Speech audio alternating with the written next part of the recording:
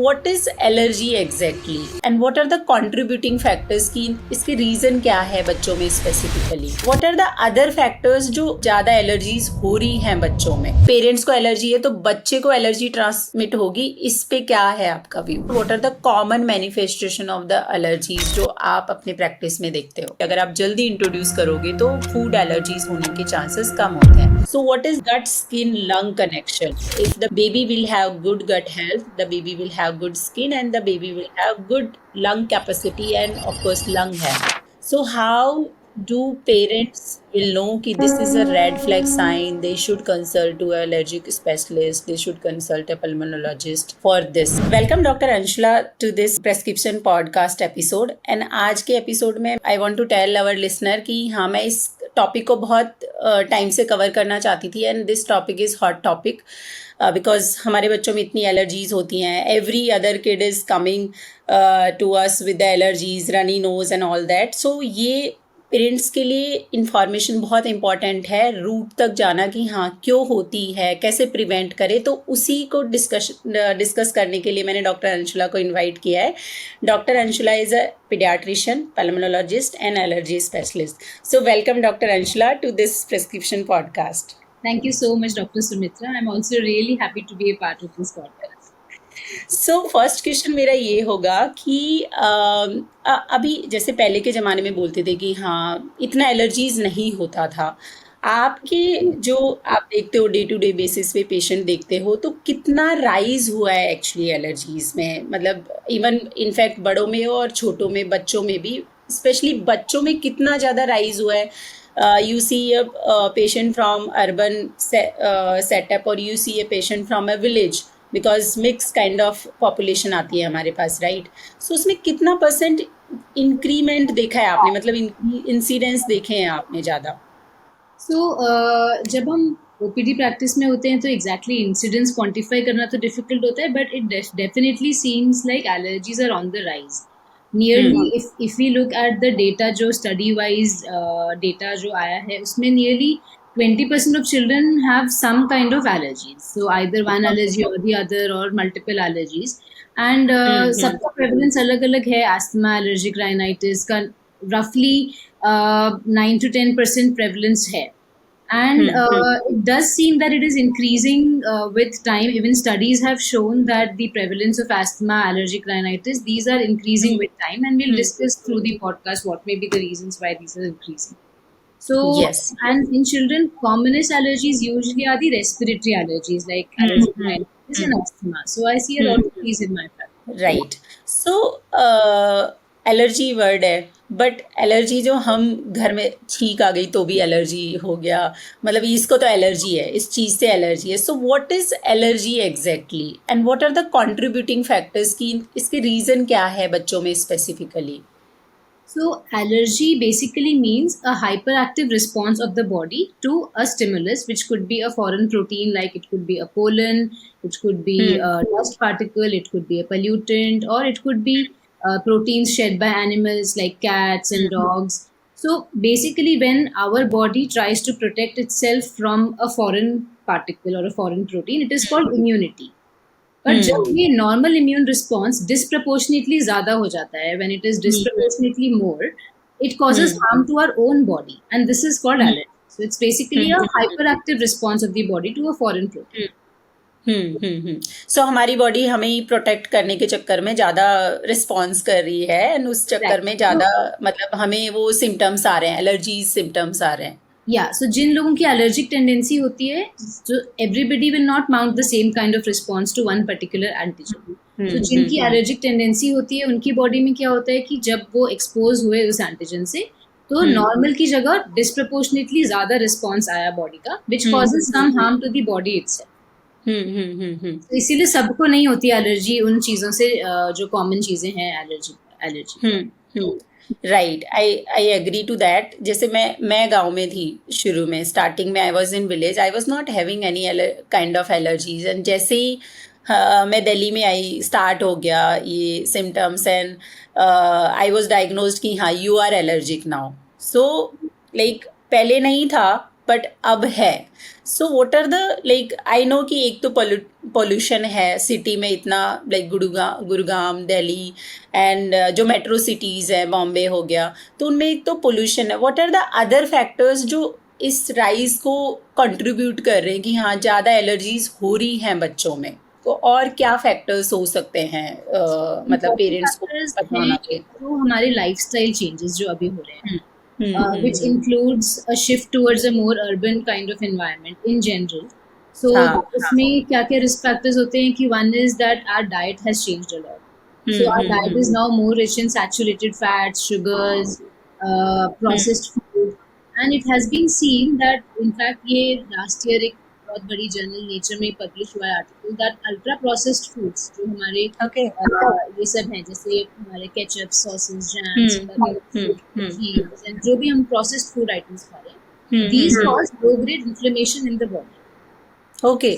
ये जो inflammation body में डेवलप होती है, एक इन्फ्लेमेटरी स्टेट, वो काफी सारी एलर्जिक और ऑटो इम्यून डिजीजेस को इनिशिएट करने में उसका योगदान रहता है.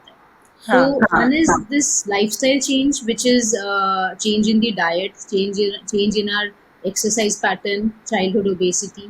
Then shift towards more antibiotic usage. Nowadays we see for in young children, for every kind of upper respiratory illness, they get a course of antibiotics. And Yes. studies have shown that early life में, infancy and toddler age group में जितना ज़्यादा antibiotic use होगा, उतना later life में allergic diseases and asthma का risk बढ़ता है. Okay. And additionally more than this, एक और जो फैक्टर है वो ये है कि जो हमारा हाइपर स्टेराइल एनवायरनमेंट हो गया है. So again, shift to urban environment, which is we are sterilizing everything, we are keeping everything clean. So like you said, you grew up in a village. So farming studies हुई थी western countries में कई साल पहले, उनमें दिखाया गया था कि children who grow up on farms, they have less tendency of allergic diseases when they grow. So basically क्या होता है, early exposure to small amount of microorganisms, जो harmless microorganisms होते हैं, that helps our immune system to develop some tolerance. तो हमारे अगर थोड़ा थोड़ा एक्सपोजर होता रहे अर्ली इन्फेंसी एंड चाइल्डहुड, तो हमारे इम्यूनिटी उन ऑर्गेनिजम्स के अगेंस्ट डेवलप होती है, हमारे इम्यून सिस्टम उनको टॉलरेट करना सीखता है, एंड हमारे कुछ पाथवेज होते हैं, वो पाथवे नॉन एलर्जिक पाथवे की तरफ चलता है. But if we are not expose to the microorganisms, या फिर हम ज्यादा एंटीबायोटिक यूज करें जिससे हमारी बॉडी के नॉर्मल माइक्रोऑर्गेनिजम्स भी किल हो जाते हैं, तो हमारा जो बॉडी का पाथवे होता है वो एलर्जिक पाथवे की तरफ स्क्यू हो जाता है. So these are some factors which are leading to rise in allergies. Right. This I have also experienced in my practice. I want to tell you one case. So the mother was coming, like after a month, she came to me and she said कि ma'am बार बार बुखार हो रहा है. I have tried so many pediatricians, but कुछ फ़र्क नहीं पड़ रहा है. एवरी वीक फीवर हो जा रहा है. मैंने बोला कि मेडिसिन क्या क्या दे रहे हो? बोलते डॉक्टर साहब पहले तो मैंने तीन बार जब हुआ मैंने खुद से ही एंटीबायोटिक दे दिया, मतलब खुद से ही जो प्रीवियसली एंटीबायोटिक दिया वो एंटीबायोटिक मैंने दे दिया, और अब जब बंद नहीं हो रहा है तो फिर एक और कोर्स ऑफ एंटीबायोटिक्स, मतलब टोटल 1 मंथ में उसको 5 डेज करके वो 4 कोर्स ऑफ एंटीबायोटिक मिल गया. इसलिए उसका गट हेल्थ जो एज यू राइटली सेड कि जो माइक्रो ऑर्गेनिज्म है, जो गुड बैक्टीरिया, वो ऑलरेडी उससे जो एंटीबायोटिक दिया उससे किल हो गया, एंड उसकी वजह से उसका गट हेल्थ बिल्कुल गड़बड़ा गया, एंड उसकी वजह से वो बार बार सिक हो रहा था. Another case I saw over hygiene, जो मेंशन किया आपने कि ओवर हाइजीन रखने से, and these days like I won't say कि पेरेंट्स का प्रॉब्लम है, but due to the social media and so much hype regarding these things कि हाँ हर चीज़ सैनिटाइज करनी है, बच्चे को टच नहीं करने देना, डोंट टच, मतलब वो डोंट तो उनके उसमें हो गया, इनबिल्ट हो गया, मतलब बच्चों में ना. मैं सोचती हूँ कि हाँ मतलब बच्चे पे क्या असर पड़ रहा होगा उसका. ठीक है डोंट टच, बट वो उल्टा उससे रेजिस्टेंस हो रहे हैं कि जो टच नहीं करना है मना करते हैं, उसी को जाके टच करते हैं, right.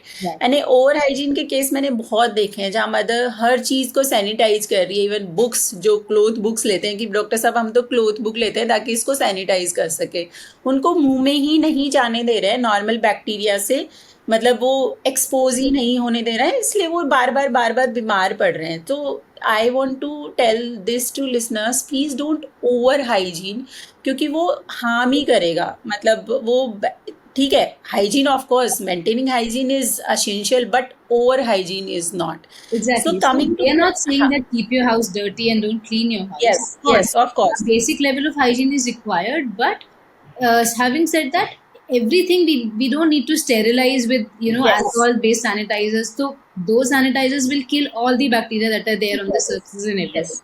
So some amount of exposure is essential for the body to develop immunity. Hmm. So Hmm. yeah, like you rightly said, over sanitization should be avoided. Yes, yes.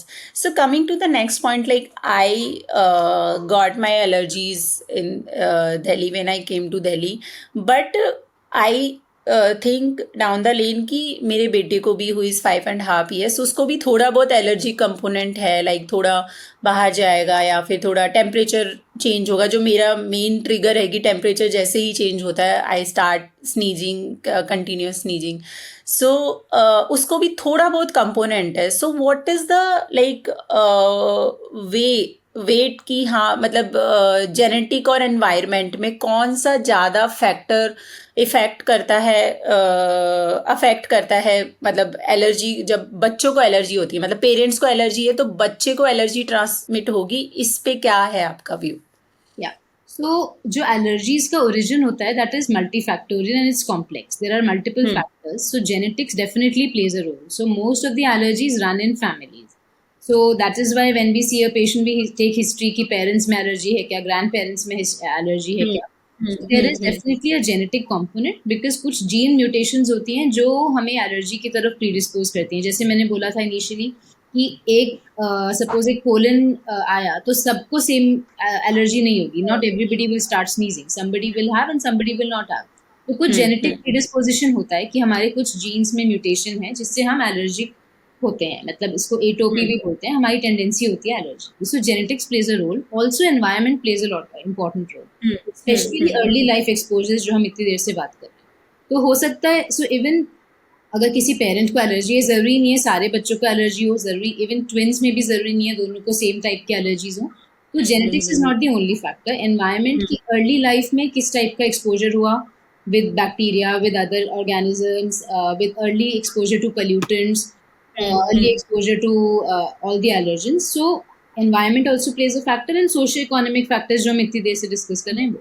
So in सबका एक they all interact with each other with these factors, and then it leads to manifestation of allergy in a child. So we cannot clearly say कि इसका कितना genetic से आया और कितना environment से, but multifactorial होती है. Okay okay, right right.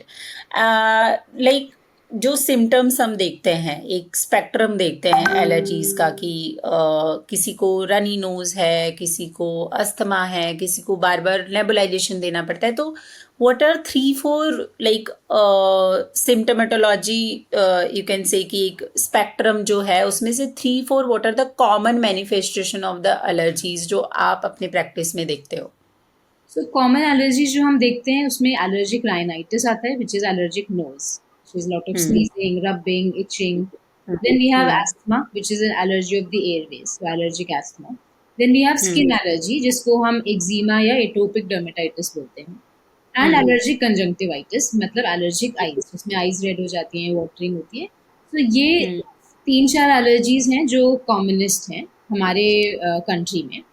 हमारे कंट्री में food allergies are not very common. They are more common in the west, but हमारे कंट्री में they are not very common. जो स्टडीज में देखा गया है the prevalence is actually even less than 1%, मतलब 0.14% इंडियन चिल्ड्रन में फूड एलर्जी पाई गई थी. So food allergies are not very common in India. The commonest allergies are rhinitis, asthma and eczema. If may I ask that what is the reason that we don't have any food allergies? Like we don't have that common food allergies. Instead of that, we have more respiratory allergies. Yeah, so इसका exact reason is not known, but ये हो सकता है one is that genetics, क्योंकि हमारे genetics अलग हैं western countries के जेनेटिक्स से.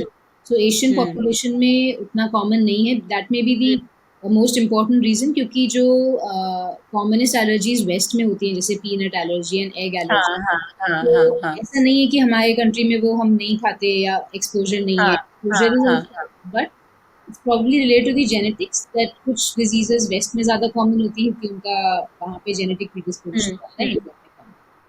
Okay okay right so same topic पे कि हाँ people often they kind of overlap these term food allergies and food intolerance so is there are these same term or are these different term and like different things altogether?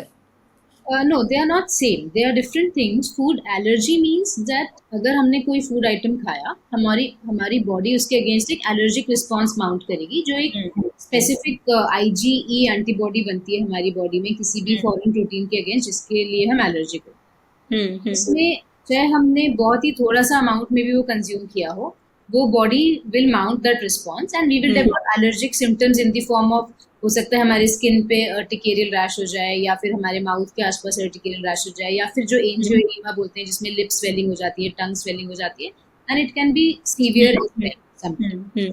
Intolerance का मतलब है we are somehow not able to digest that particular food item. So जैसे lactose intolerance बोलते हैं, इसका मतलब हमारी body में वो एंजाइम नहीं है जो लैक्टोज को digest, so that is different and so milk की अगर हम बात करें, so there is milk allergy जिसको cow milk protein allergy बोलते हैं, या there is lactose intolerance, they are totally different things। allergy का meaning है the moment the child is exposed to cow's milk, he is mounting that response, allergic response, and the body is developing a lot of symptoms, whereas intolerance का मतलब है the body is not able to digest that particular protein in the body। So there are other ways with which you can, so basically the treatment of both the conditions will be totally different। That was very good information doctor Anshula so पहले हम भी पढ़ते थे कि हाँ peanut soybean थोड़ा सा late even I remember I think 1 year back और 2 years back I used to tell parents कि नहीं मत इंट्रोड्यूस करो गेहूँ मत इंट्रोड्यूस करो अर्ली पीनट मत इंट्रोड्यूस करो अदरवाइज एलर्जी होने के चांसेस ज़्यादा होते हैं but now research is opposite कि हाँ लोग बोल रहे हैं कि जल्दी इंट्रोड्यूस कराना चाहिए मतलब few research article has been shown कि अगर आप जल्दी इंट्रोड्यूस करोगे तो फूड एलर्जीज होने के चांसेस कम होते हैं what's your That's view on correct। That So as far as introduction of allergic foods is concerned, current research में there are few studies which are showing that if you introduce these products early in children who have a risk factor for allergy, जैसे किसी की family history में allergies है, या किसी को infancy में एक्जिमा है ऑलरेडी 2-3 months of age पे, they may have a high risk of developing food allergy। So in these children, we should, the studies say that we should introduce these food items like peanuts and eggs early, around 5-6 months of age।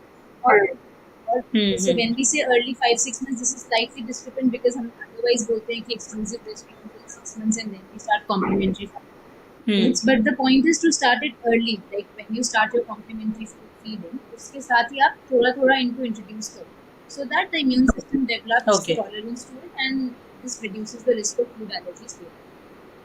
Okay, so you should give exposure even you are not starting fully fledged solid food but you can give when we exposure start to solid these food, allergy we can incorporate हाँ. these things। अगर किसी के family history है, childhood family history है food allergies की, so we can start these food items in of course an appropriate kind of consistency। ऐसे नहीं कि हम peanut ही खिलाएंगे 5-6 महीने के बच्चे को, but like whatever food item we are giving, we can use some ground peanuts in that to give some early exposure।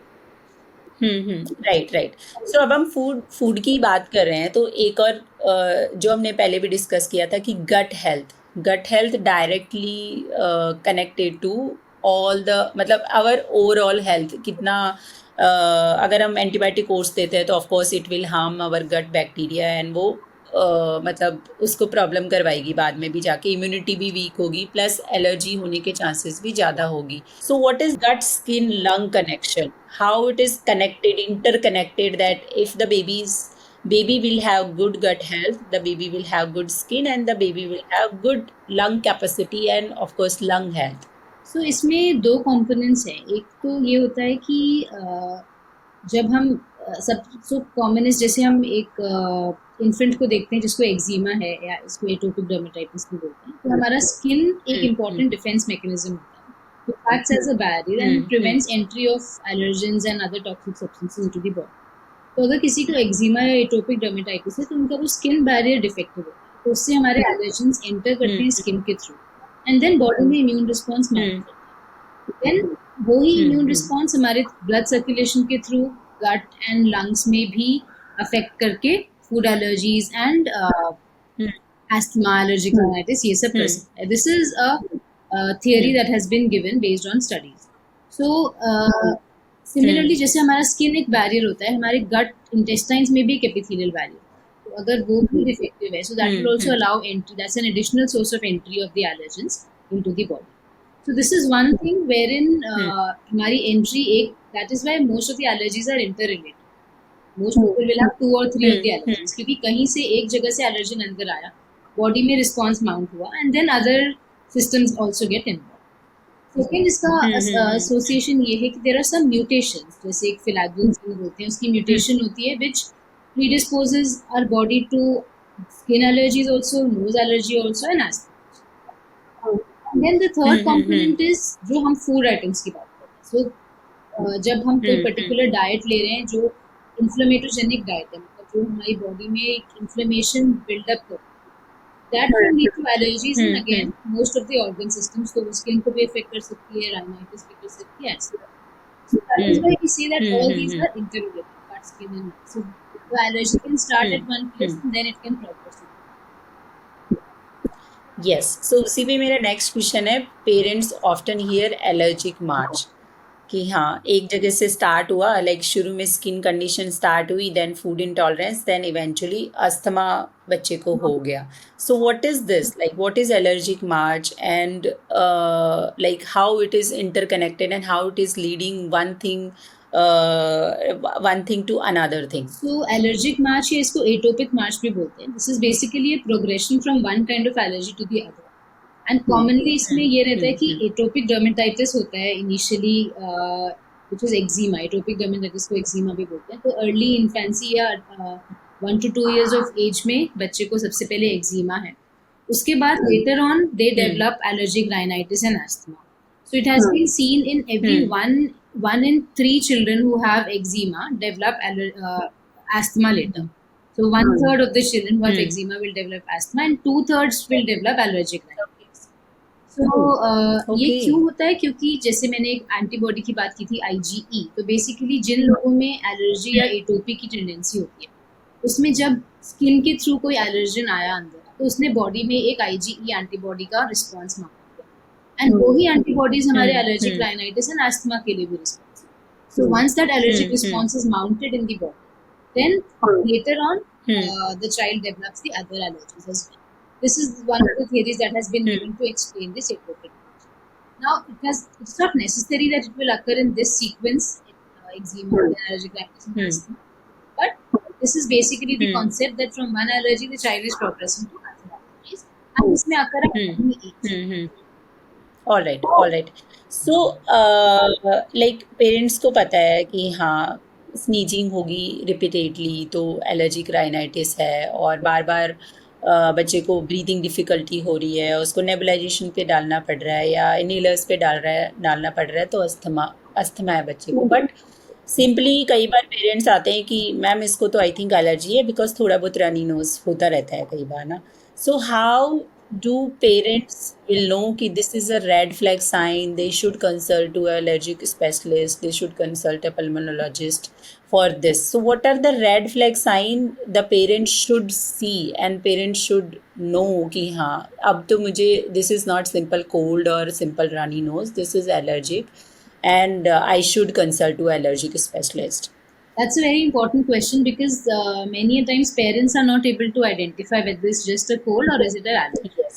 So basically हमारे symptoms अगर recurrent हैं, बहुत बार बार हो रहे हैं, persistent है कि एक बार cold शुरू हुआ तो काफी दिन तक चलता जा रहा है, या severe symptoms है, then this should raise a flag कि हो सकता है allergy. Other thing is if there is a family history, that also raises a suspicion that it could be an allergy.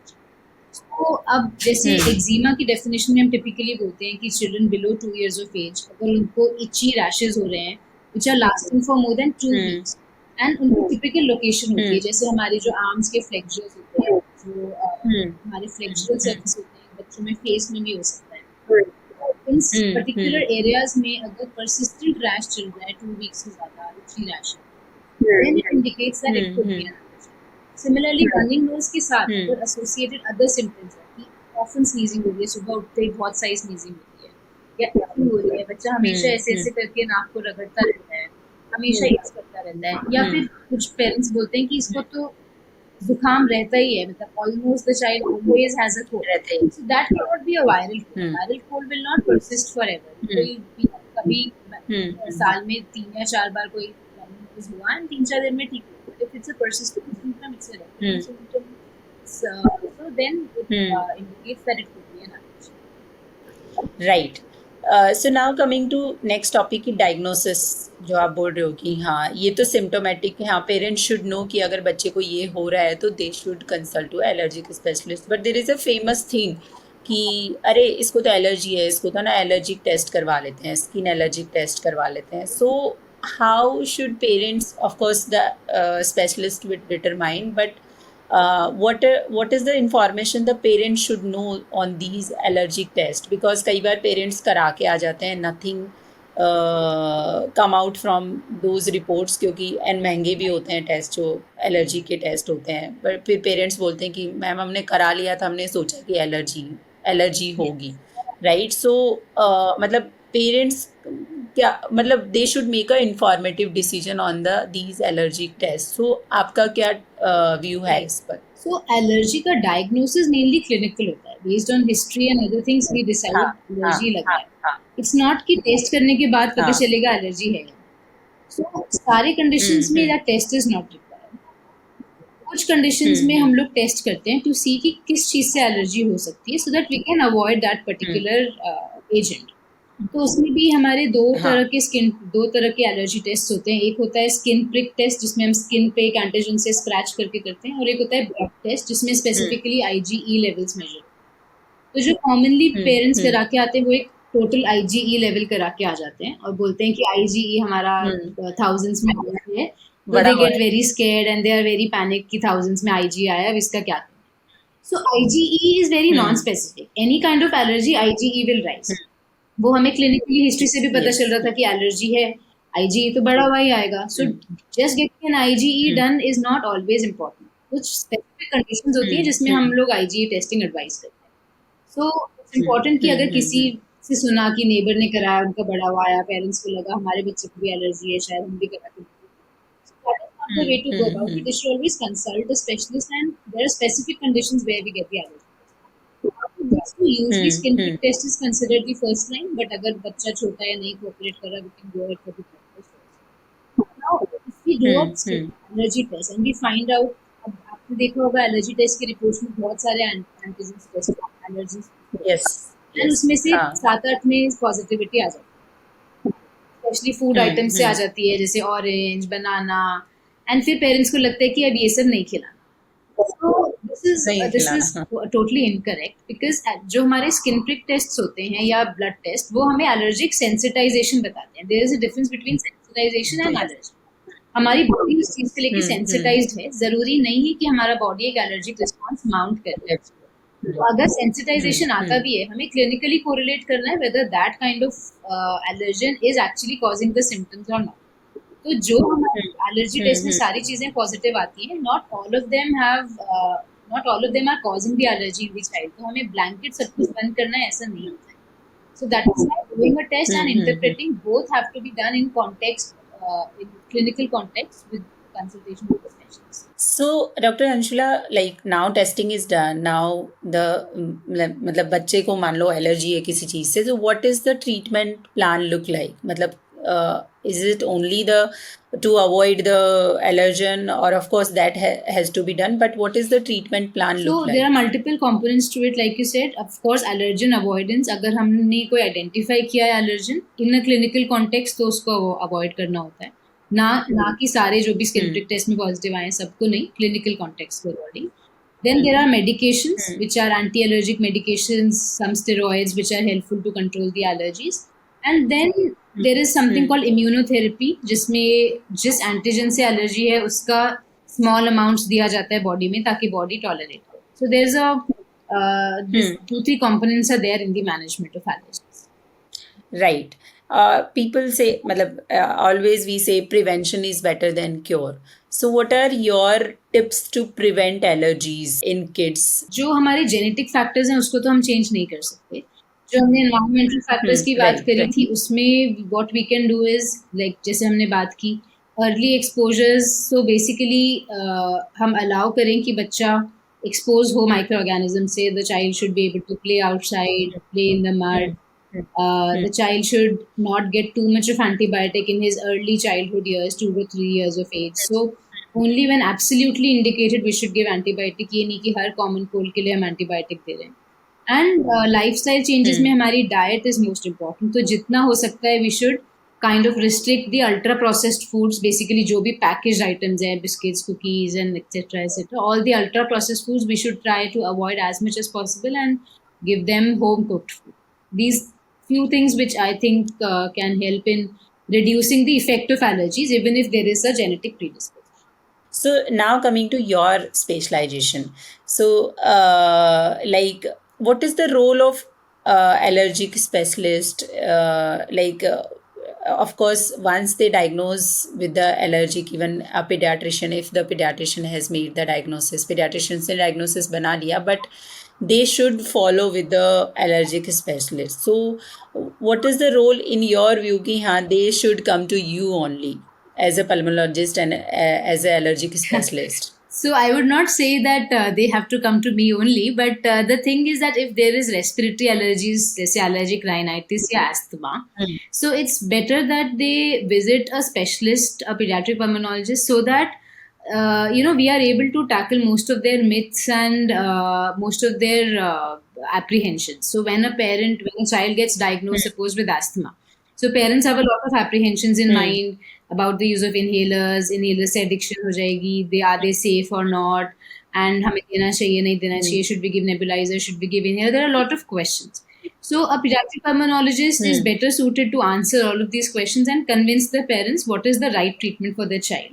So that if the parent is convinced, they can follow the correct treatment. Otherwise क्या होता है कि they stop the inhaler, they think कि किसी ने बता दिया relative नहीं inhaler नहीं देना, इससे तो addiction हो जाती है, then they'll stop. So the appropriate treatment does not continue. So that is, I think, the role of a pediatric pulmonologist, that we can first correctly diagnose, second we can correctly start treatment, and we can counsel and convince the parents what is the right treatment, and we can answer.